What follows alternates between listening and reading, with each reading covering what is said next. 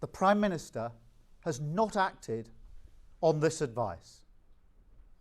In the last 3 weeks, he's introduced 2 sets of far less stringent restrictions, one on the 22nd of September and one yesterday.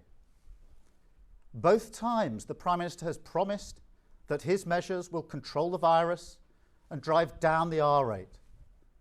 But we now know that this is not supported by the evidence. We also know that SAGE has concluded that the £12 billion test and trace system is only having, in their words, marginal impact. We also know that in 19 of the 20 areas that have been under local restrictions for over 2 months, infection rates have gone up, not down. There's no longer time to give this Prime Minister the benefit of the doubt. The government's plan simply isn't working.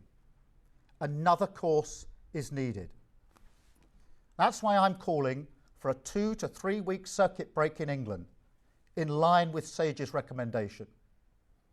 A temporary set of clear and effective restrictions designed to get the R rate down and reverse the trend of infections and hospital admissions. This would not mean schools closing.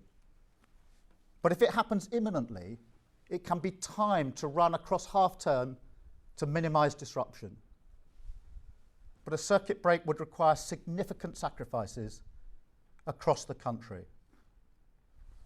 It would mean only essential work and travel, that everyone who can work from home should do so.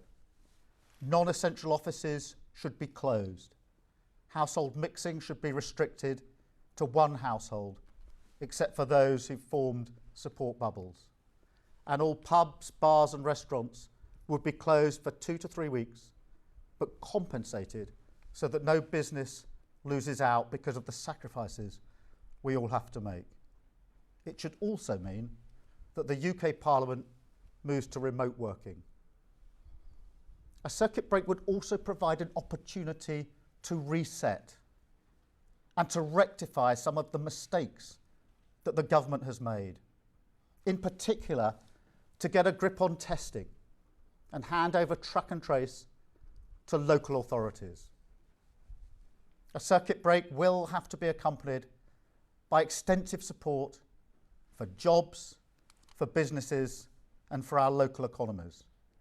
Because if we're requiring businesses to close, we must provide the financial support necessary to protect people and our local communities. Because every job matters and every business matters.